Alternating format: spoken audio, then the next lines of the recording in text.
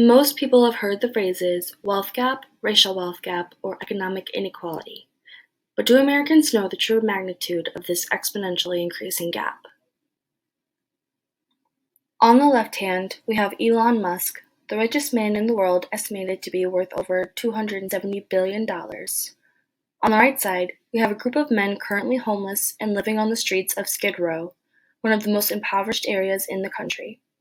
How is it that these two types of people of such vast financial variations live in the same country? The answer is economic inequality and an ever-increasing wealth gap. How do you define economic inequality? It's known as disparities among individuals' income and wealth, according to Investopedia.com. While one family benefits from greater wages, inherited wealth, and monetary investments, families like the right side have lower wages, no inherited wealth or investments, and often suffer from such consequences. Now that we've established what economic inequality is and how it's affected America's wealth gap, let's talk about how race becomes a factor in this social issue. So what is the racial wealth gap?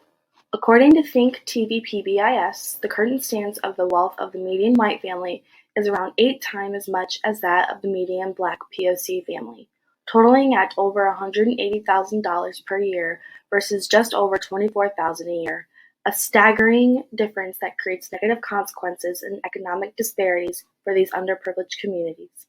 But what are the larger factors at play here? How does intersectionality play a role in this? Let's take a look at Kimberly Crenshaw's explanation of such. Many years ago, I began to use the term intersectionality to deal with the fact that many of our social justice problems like racism and sexism are often overlapping, creating multiple levels of social injustice. Those who experience intersectionality, like being Black or brown and growing up in impoverished communities, for example, face a drastic wealth gap because of racist institutions of the past. Contributing to the problem is a discriminatory practice known as redlining. Dating back to the 1960s, redlining is where the federal government and bank lenders define factions of neighborhoods as riskier to approve loans for, therefore being pre-denied. Disproportionately, majority of these populations are Black or people of color, therefore leaving their community at an economic disadvantage and with no access to the opportunities and resources that the white communities often flourished from. Another contributing factor to this issue is the mass incarceration of the Black and POC communities. According to sentencingproject.org, there are currently over 2 million people in the nation's prisons, a staggering 500% increase since the 1970s. Black men are 16 times likely to be incarcerated, and Latino men 2.5 times as likely than white men. That's 1 out of 12 Black men in their 30s that currently sit in prison. Even women as well, where 1 out of every 18 Black women are sentenced compared to 1 out of 56 white women who commit the same crime. With these communities making up less of the general population, the majority of the prisons, they are left without economic contribution, and thus these families aren't able to save, make, or inherit wealth. What would be able to reverse the wealth gap we see today? Well, progressive taxation on the wealthy is one answer.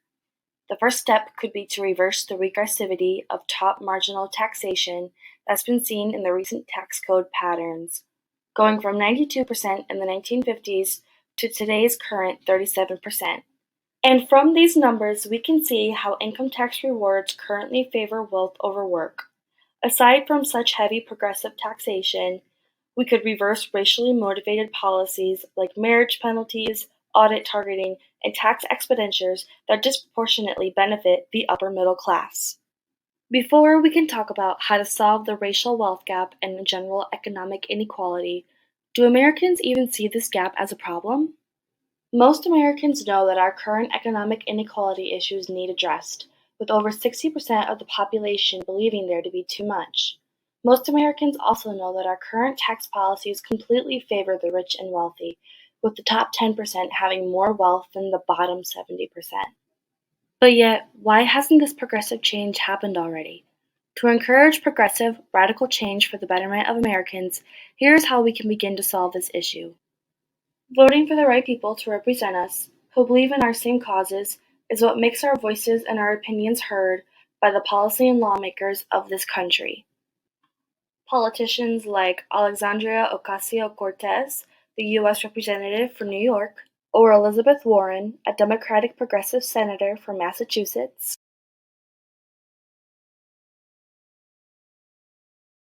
Aside from voting for progressive politicians, simply spreading the word for awareness on social media platforms increases the population's knowledge of this pressing issue. Use the hashtags #RacialWealthGap, #EatTheRich, and #TaxTheWealthy. As we have seen with other social injustice issues like Black Lives Matter and Me Too, that progressive impact is a result of awareness and action. With knowledge comes the privilege of independence, to be free to guide one's own purpose in life. Without financial burden, BIPOC communities would finally experience the revered American dream they're so often robbed of. Commit to action, make your voice heard.